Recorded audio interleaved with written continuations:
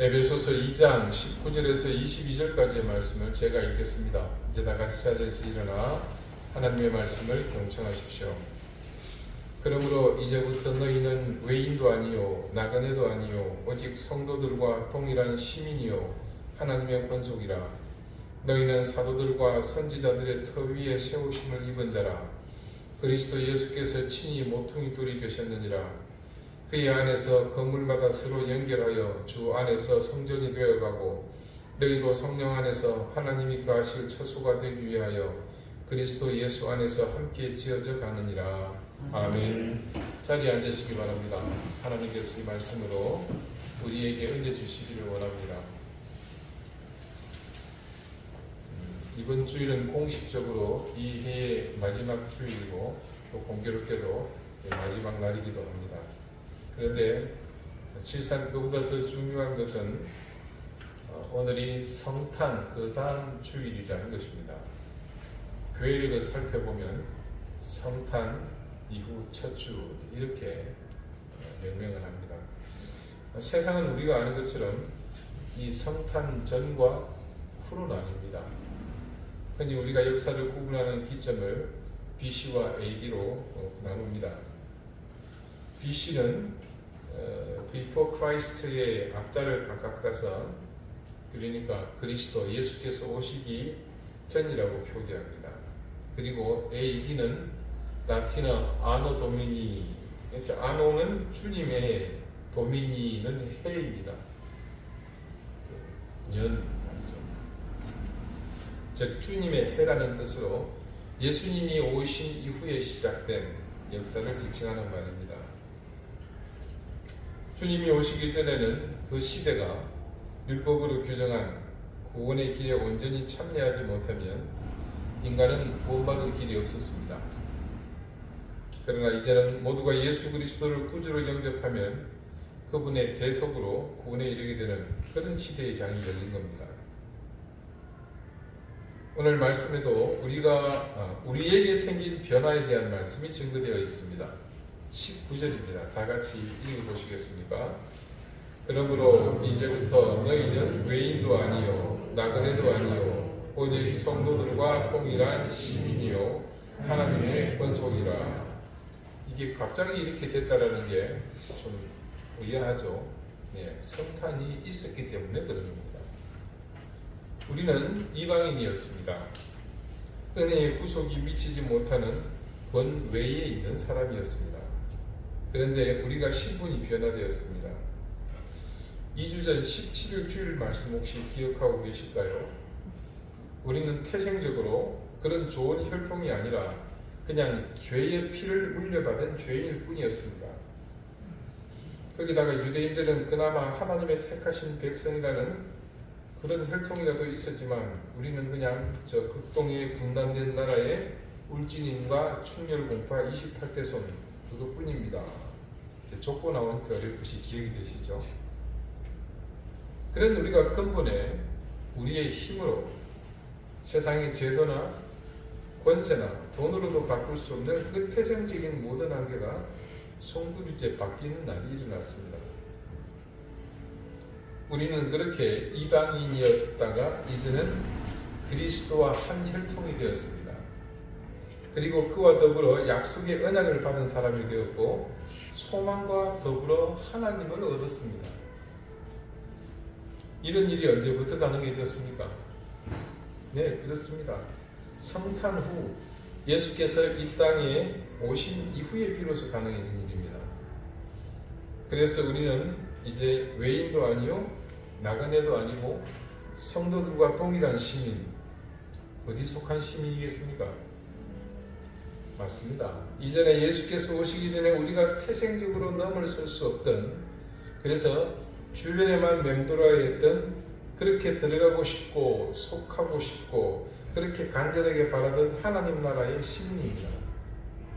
그러니 당연히 하나님의 권속 아니겠습니까? 하나님이 사람이 되셔서 오셨다는 것은 사실상 그분의 경지에서는 질서의 파괴입니다. 그것은 세상을 움직이는 절대적인 힘이 잠시 제자리를 벗어났다는 뜻이고 그것은 또한 역사의 수레바퀴를 임의로 조종하셨다는 뜻이기도 합니다. 절대자이신 하나님께서 그분에게서 그와 같은 일이 일어났는데 어떻게 그분의 철저한 피조물이며 섭리의 대상인 인류의 역사가 요지부동할 수 있었겠습니까? 내막을 들여다보니 역시 그랬습니다. 인간의 역사가 근본에서부터 심각한 변화가 생겼습니다. 인간이 스스로 극복하지 못하는 한계를 하나님은 이 질서의 파괴를 통해 섭리의 역발상을 통해 만드신 겁니다. 그것이 성탄에 담겨있는 진짜 메시지이며 그것은 예수 그리스도의 대속을 깨닫고 영접하는 이들에게 값없이 주어진 놀라운 은혜이기도 합니다.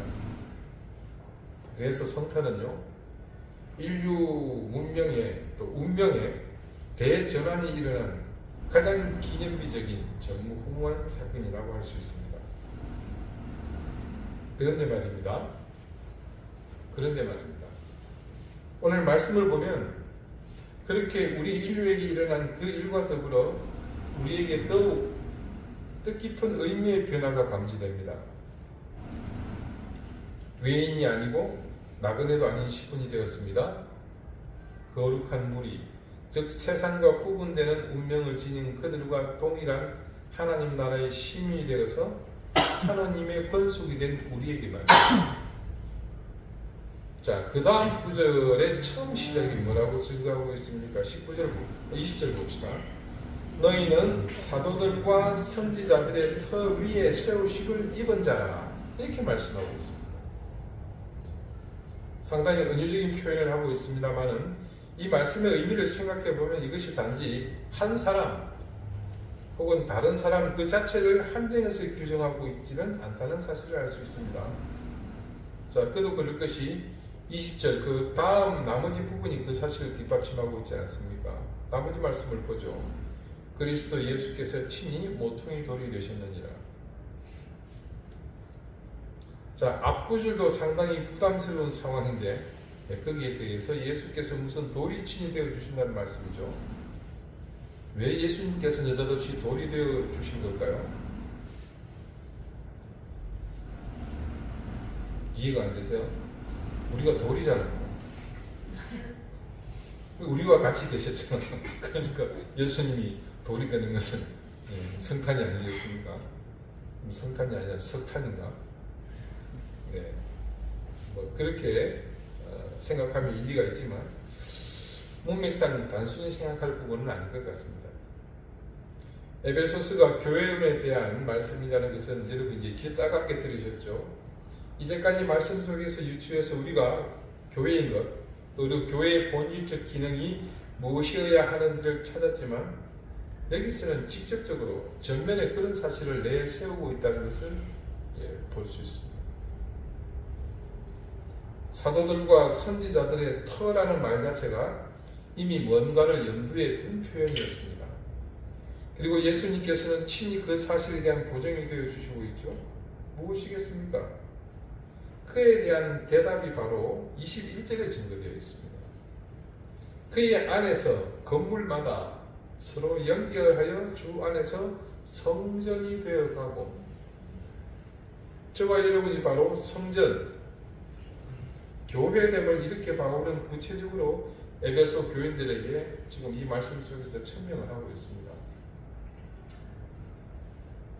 여기서는 왜 우리가 교회인가, 왜 우리가 성전이 되어야 하는지 그 이유를 분명하게 우리에게 알려주고 있습니다. 마지막 절을 봅시다. 너희도 성령 안에서 하나님이 거하실 처소가 되기 위하여 그리스도 예수 안에서 함께 지어져 가느니라. 뭘 짓는지, 그 처소가 뭔지 굳이 말하지 않아도 우리는 여기서 깨달을 수 있죠. 왜 우리가 그런 건물, 그런 처소, 성전이 되어야 합니까? 여기 나와 있잖아요. 하나님이 거하실 처소가 되기 위해서입니다. 이 한 절의 말씀 속에서 우리가 분명히 깨닫게 되는 사실이 있습니다. 우리가 그리스도의 은혜로 외인이 아닌 내인이 되고 나그네가 아닌 주인이 되고 거룩한 하나님 나라의 시민이 되어 하나님의 권속이 되면 우리는 뭐가 되는 겁니까? 전능하신 하나님을 모시는 성전이 될 수 있습니다. 그런데 그 성전이 그냥 단지 신분의 변화가 일어나고 은혜를 덧입는 것만으로 끝나는 것이 아니라 말씀을 보니 성령 안에서 그리고 그리스도 예수와 함께 그 성령이 되어간다고 증거합니다. 자, 놀랍게도 우리 안에 성부, 성자, 성령 하나님이 모두 함께 그하는 역사가 나타나게 된다고 합니다. 오늘 말씀 20절에 우리가 주목해 봐야 할 한 구절이 있습니다. 그리스도께서 친히 모퉁이 돌이 되셨느니라. 그의 안에서 건물마다 서로 연결하여 주 안에서 성전이 되어가고. 우리가 성전이 되는데 우리 주님께서 결정적인 역할을 하시는데 그것은 그분이 직접 모퉁이 돌이 되어 주신다는 그런 말씀입니다. 성경에서 모퉁이 돌이 몇 번 등장을 합니다. 근데 이 돌은 처음부터 모퉁이 돌이 된 게 아닙니다. 처음에는 쓸모없어서 사람들이 버린 돌로 등장합니다. 근데 버려진 이 돌의 인생에 석생에 역전이 일어납니다. 건축자들이 집을 지으려고 둘러보니까 마땅한 것이 보이지 않아요. 다른 쪽으로 눈을 돌려보니까 거기 버려진 돌 중에 정말로 모퉁이 돌로 쓰기에 적합한 돌이 있었습니다. 결국 사람들에게 버려진 그 돌이 집을 지을 때 가장 중요한 역할을 하는 모퉁이 돌이 되었다고 합니다. 일반적으로 모퉁이 돌이라고 하는 돌은 우리가 아는 주춧돌을 의미합니다. 그러니 버려진 돌로서는 최고로 출시한 셈이죠. 우리 주님께서 바로 이 모퉁이 돌이라는 사실을 말씀은 여러 곳에서 증언합니다. 자, 여러분 이걸 봅시다. 여기서 모퉁이가 어디죠? 여기죠, 그죠? 이 주춧돌이니까 저 위치란 말입니다. 이 두 방향이 서로 만나는 시점이죠. 21절에서 증거하는 것처럼 건물마다 서로 연결해주는 결정적인 기능을 하는 그런 돌입니다. 근데 말씀은 그 다음 주 안에서 성전이 되어가고 라고 증거합니다. 자, 이 말씀을 따르면 주님께서는 사람들에게 버림받은 돌이었지만 건축자들에 의해서 모퉁이 돌로 변화하시게 되었는데 그 역할을 두고서 이는 우리가 감당해야 할 성전에 필요한 모퉁이 돌로서의 삶, 즉 우리 인생이 그런 삶이 되어야 한다는 사실을 은유적으로 우리에게 증언하고 있는 성경입니다.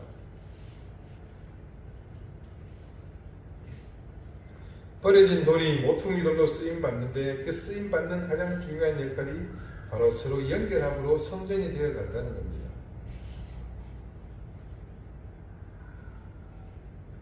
에베소서를 처음 시작하면서 우리가 그 동기에 대해서 말씀드리면서 우리가 교회다. 왜 우리가 교회인가? 우리 주보 앞에 뭐라고 되어 있습니까? 우리는 이든 교회입니다. 서울에 굉장히 유명하고 큰 교회 하나가 그걸 흉내내서 우리는 땡땡땡 땡땡땡 교회입니다. 그렇게 해가지고 그렇더라고요. 예, 그 교회 담임 목사님도 교인이 곧 교회라는 사실에 대해서 새로운 목회 방향을 설정하시는 것 같아요. 굉장히 중요합니다. 이제 결론 부분에서 또 다시 언급을 하겠습니다만은, 자, 우리가 그 이유를 이 말씀을 통해서 찾아가고 있는데 오늘은 너무나도 분명하게 중요한 의미를 우리가 발견할 수 있게 되죠. 자, 우리는 돌이죠. 아닌 것처럼 쳐다보세요. 그것도 버려진 돌이었습니다. 아니 여기 들었잖아요. 어떤 사경에 가는 목사님이 그러더라고요. 사람이 옥상에 떨어지면 어디부터 떨어지는지 아십니까? 대답을 못해요. 머리부터요. 돌 들었잖아요. 예, 자꾸 돌이라 죄송합니다만 쓸고 있는 돌이 됩시다. 자, 그처럼 예수님도 유대인 사회에서 버려지는 사람이었습니다. 근데 그렇게 버려진 돌이 주춧돌이 되고 모퉁이 돌이 되었습니다. 먼저 버려짐을 당해보신 예수님께서는 누구보다도 버려진 인생에 대한 이해도가 높으셨죠. 모퉁이 돌이 가진 한 가지 기능이 더 있습니다. 앞서서는 뭘 했습니까? 연결해주는 모퉁이로서의 역할. 또 한 가지는 뭡니까? 기초가 된다는 거죠. 그래서 시원찮은 돌은 그게 세워놓을 수가 없어요. 여러분, 우리가 궁궐이나 오래된 한옥에 모퉁이에 가보시면 그런 둥그랗고 커다란 돌이 있는 것을 볼 수 있습니다. 여러분, 기초가 된다는 것은 두 가지 의미가 있어요. 첫 번째는 모든 것의 토대, 즉 기반이 되는 겁니다. 토대가 되고 기반이 되는 일은 여러분이 듣기에는 굉장히 멋있어 보이는 말일지는 모르겠지만 그 자체로서는요, 이 토대와 기반이라는 것은 굉장히 힘들고 외로운 위치에 있는 것들입니다. 건물을 짓는 과정을 봐서도 그것은 쉽게 드러나죠. 기반, 토대 외에 나머지 다 과정을 한번 생각해 보십시오. 그냥 순서에 따라서 그때그때 상황에 맞게 진행하면 됩니다. 앞에 해놓은 거기에다가 필요한 것을 하면 되죠. 창호 작업을 해야 돼요. 그러면 처음에 어떻게 합니까? 창문이 들어갈 수 있는 이 크기를 미리 다 계산해서 다 만들어놨죠. 그럼 거기다 끼우기만 하면 돼요. 그걸 마무리하고 빠지면 된단 말입니다. 오사마리하고 다 빠지면 돼요. 그래서 앞과 뒤를 보면서 필요할 때 앞뒤의 상황에 따라서 적절한 시점에, 정해진 시점에 절차대로 하면 그만입니다. 그러나 기초를 다지는 것은 다릅니다. 기반을 놓거나 기초를 놓는 일은 사전 아무런 앞선 작업이 없습니다. 이전에 아무것도 앞서 행한 것이 없기에 모든 것이 생소하고 힘듭니다. 그것을 쉽게 표현하며 개척자의 모습이며 다른 의미로는 맨땅에 헤딩하는 겁니다. 예전에 TV 다큐에서 우리가 여러분 해외에 파병을 하는 경우가 많이 있습니다. 지금도 이제 아크 부대니 한빛 부대니 이렇게 파병을 합니다만은 파병할 때 주둔지를 개척을 해야 됩니다. 그러면 그것을 담당하는 부대가 먼저 가요. 어떨 것 같습니까? 아무것도 없는 나라에 전기도 없습니다. 식수도 어디서 구해야 될지 몰라요. 거기에 가서 그야말로 맨 땅을 파고 그 기반을 놓는 그 내용을 다큐로 하는데 이거는 전쟁과 다름없는 그런 철저한 작전이더라. 그래서 여러분 기초를 놓습니다. 기초공사합니다. 기반을 닦습니다. 여러분 이거 굉장히 심각하게 보셔야 돼요. 이해가 되시죠? 기초가 된다는 것까지는 두 번째는 책임입니다. 건물에서 가장 많은 하중을 받는 곳이 어디입니까? 기초죠. 나머지는요, 여기 중간은 뭡니까? 요것만 떠받치면 돼요. 그죠? 그냥 기초는 그 위에 쌓인 모든 것들의 무게를 다 감당해야 합니다. 모든 건축물에 부착된 거나 얹힌 혹은 가설된 혹은 첨가된 혹은 덧입혀진 혹은 붙여진 혹은 다른 못 하나 벽지 한 장 문고리 하나하나까지 모든 무게를 다 감당하는 거죠. 그런 의미에서 기초는 책임과 희생을 상징하는 말이기도 합니다. 우리는 이 같은 사실을 토대로 그리스도인이 교회가 된다는 의미를 새롭게 인식하게 됩니다. 먼저 우리의 삶은 뭡니까? 연결해주는 가교의 삶이어야 합니다. 그것은 이미 앞서 우리가 막힌 담을 흘고 화목하게 하는 사명이 있다는 사실에서도 이미 공감한 부분입니다. 화해자가 되고 평화의 사도가 되는 것, 그것이 곧 가교의 역할이죠. 우리는 그렇게 다리 놓는 사람이 되어야 합니다. 어디 그것뿐이겠습니까? 세상의 사람들이 복음을 듣고 예수 그리스도와 만나는 가교 역할을 우리가 해야 한다는 의미이기도 합니다. 구원의 통로가 되는 역할, 그것은 이 세상에서 가장 존귀하고 보배로운 가교가 되지 않겠습니까? 교회란 바로 그런 존재입니다. 교회는 가교가 되어야 합니다. 단절되고 혼자서 독야청청한다는 생각을 가졌다면 그것은 결코 올바른 교회일 수 없습니다. 우리도 다르지 않습니다. 나는 거룩하니까, 다르니까 너희들과 어울리지 않겠다는 생각은 잘못된 생각입니다. 한 집안에 큰 맏며느리가 들어왔습니다. 시집온 그 집안은 신앙도 없고 모두가 토속신앙에 익숙한 집안인데 신앙을 가진 이 맏며느리가 들어왔으니 얼마나 사명이 막중하겠습니까? 남편은 당연하고 시부모들에게도 이 며느리는 쉬지 않고 전도하려고 했었습니다. 아버님, 어머님 예수 믿으셔야 합니다. 그래야 우리가 구원받고 천국에 갈 수 있습니다. 네, 아시겠죠? 저랑 꼭 손잡고 교회에 함께 가셔요. 며느리가 그렇게 애쓰지만 시부모는 꿈쩍도 하지 않습니다. 그러다가 동생들이 계속 결혼합니다. 오남매에 맞으니까 시동생이 계시고 시누이도 있습니다. 결혼하고 들어오는 새 식구는 오는 족족 이 맏며느리의 밥이 됩니다. 표현이 좀 그렇습니다만은 전도 대상자란 말입니다.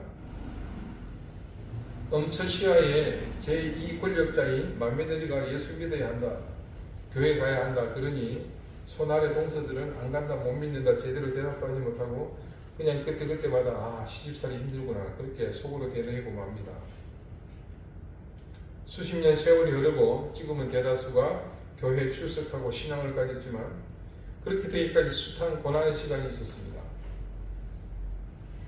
손아래 동서나 시동생들이 맏며느리의 행동 때문에 사실은 쉽게 신앙을 가지지 못한 겁니다. 예를 들면 아직 집안이 신앙을 모두 가진 것도 아닌데 그러니까 제사도 있고 집안에 행사가 많습니다. 맏며느리는 집안의 중심이죠. 특히나 여성들이 이제는 모든 것을 준비하고 마무리까지 하는 그런 시절이었습니다. 그런데 그 며느리는 나는 교회 다니니까 제사 음식은 일체 손을 댈 수 없어. 그러니 니들끼리 알아서 하라는 겁니다.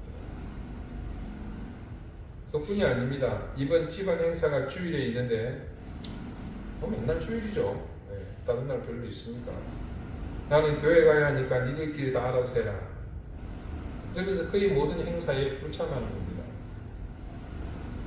이렇게 매번 집안 행사 때마다 이런 상황이니 도대체 큰 며느리가 예수 믿으라는 말이, 교회 가자는 말이 시간 먹히겠습니까?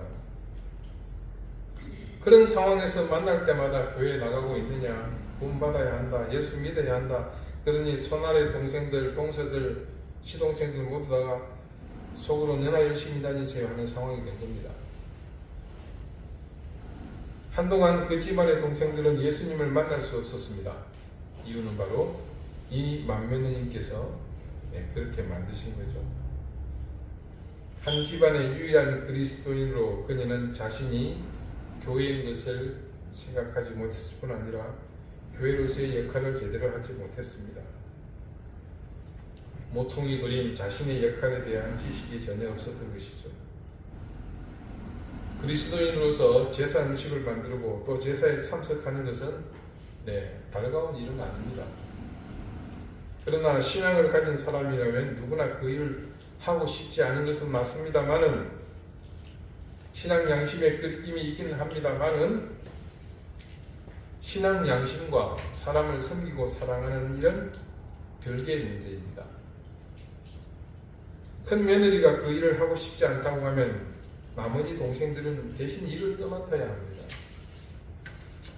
그렇게 믿지 않는 사람과 신앙인 사이에 가교 역할을 하면서 자연히 이어주는 그 일을 하지 못한 셈입니다. 가교 역할을 하지 못하게 된 사실은 그것만으로 끝나는 것이 아니었습니다.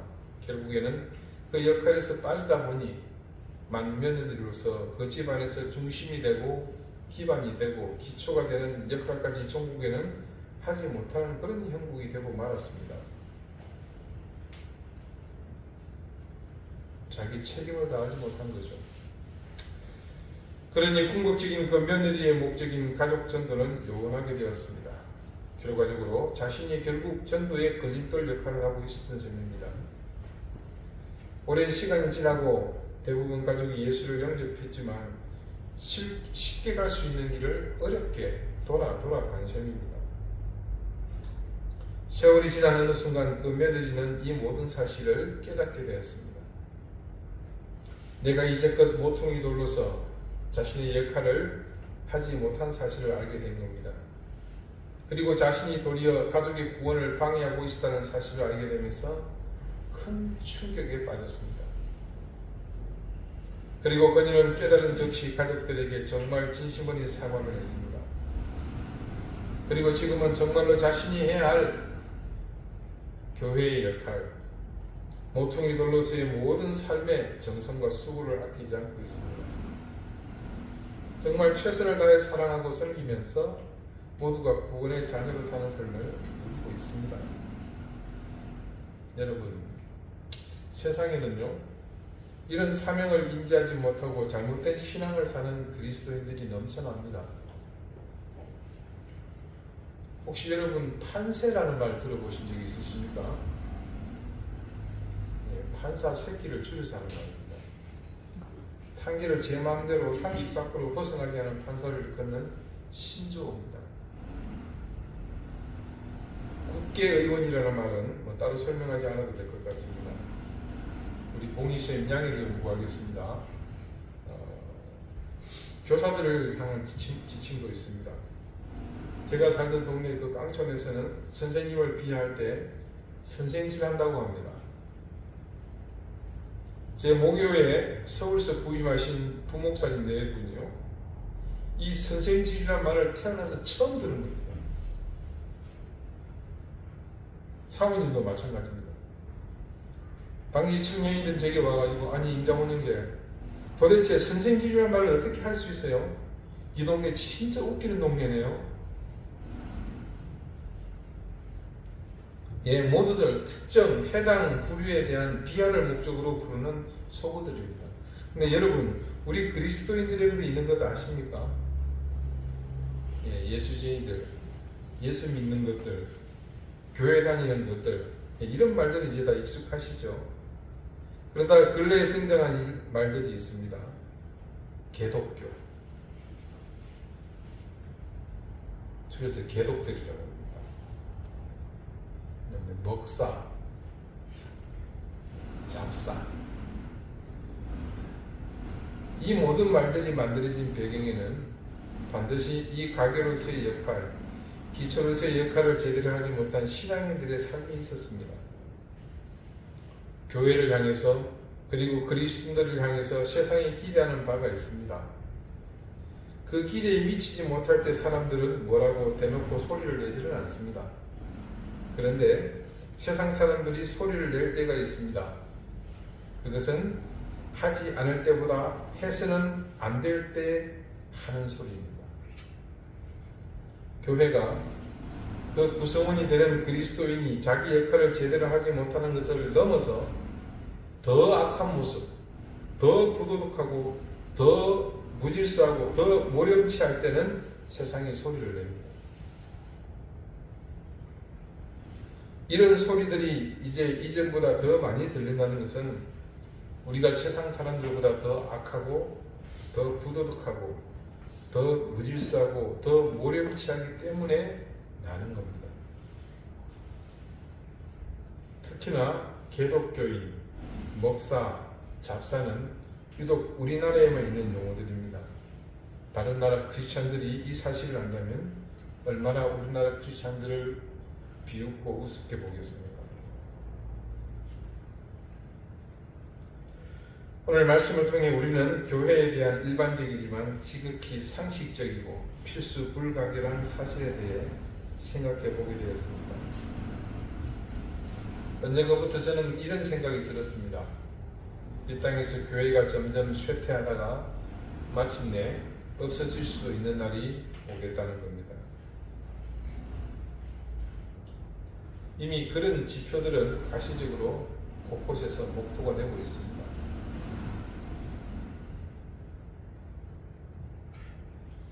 2주 전에 제가 졸업한 장로 신학대학교 신학대학원 92기 동기회에서 저희 교회를 찾았습니다. 내년은 저희가 졸업하고 25주년이 되기 때문에 그러면 그때 모교를 방문하는 홈커밍데이를 엽니다. 그러면 심호하고 있는 교회의 목사들이 십시일반 돈을 걷어서 학교에 장학금과 더불어 발전기금을 헌금을 합니다. 저희도 참여를 했습니다. 저희가 입학할 때 입학 정원이 교육부에서 허가된 게 200명, 그리고 또 교단에서 승인을 받아서 함께 운영하고 있는 연구과정까지 통틀어서 그 대학원 과정에 450명이 입학을 했습니다. 그런데도 여러분 경쟁률이 높아요. 보통 4대1, 5대1 그렇습니다. 그래서 재수, 삼수는 기본이고요. 사수, 오수, 육수, 칠수, 근래 제주도에 제 대학 선배가 칠수만에 들어온 분도 계세요. 목사가 되기 위한 과정입니다. 물론 쉬운 과정도 있습니다만. 그래서 교계에서 장신대 신대원을 졸업하면 다들 우와 그렇게 쳐다봤습니다. 근데 지금 경쟁률이 1대1을 겨우 넘기고 있습니다.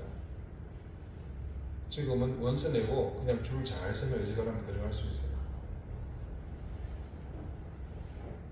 그 지표만 보더라도 단적으로 교회가 얼마만큼 쇠퇴해 가는지를 우리가 알 수 있습니다. 아마 교계는 두려워서 통계를 내지 못할 겁니다.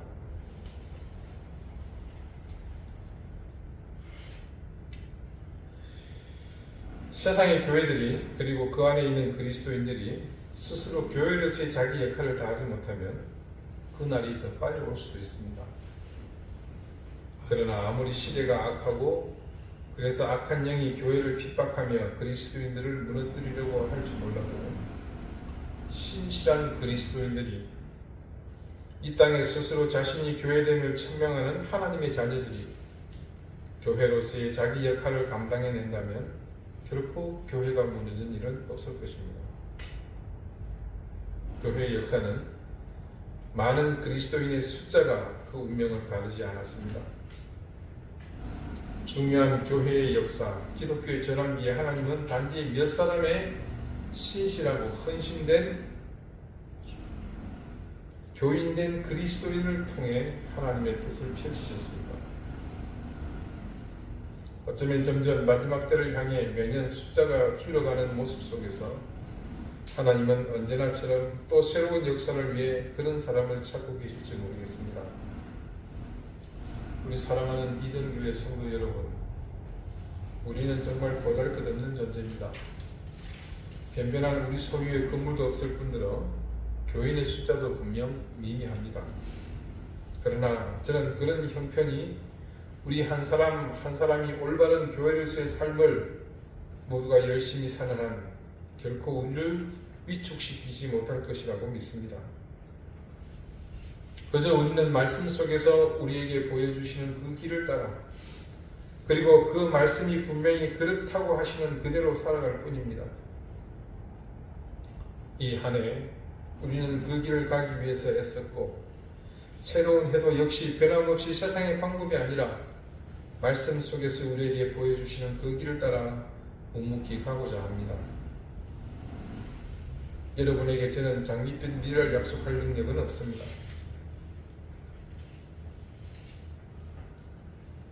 그러나 한 가지는 분명히 약속해 드릴 수 있습니다.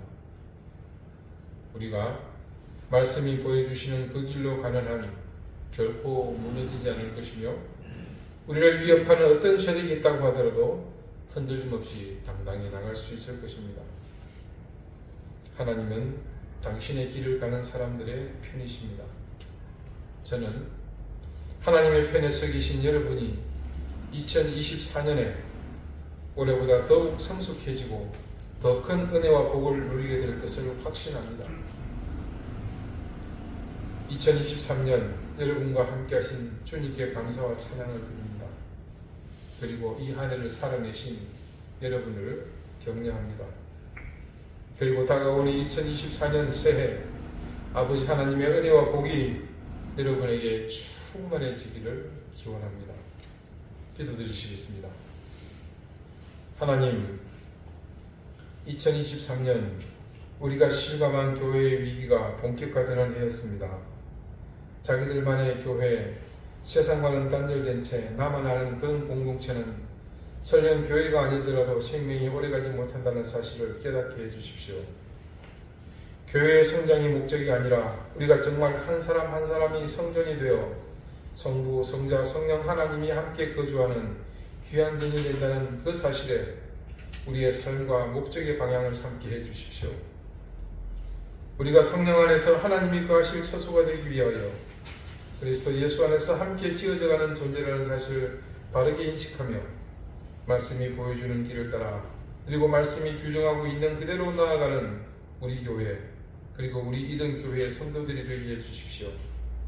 2023년 한결같은 은혜로 우리와 함께 하신 주님, 새로운 2024년에도 변함없는 아버지 하나님의 인도하심이 우리를 떠나지 않기를 간절히 구하며 예수 그리스도 이름으로 기도드립니다. 아멘.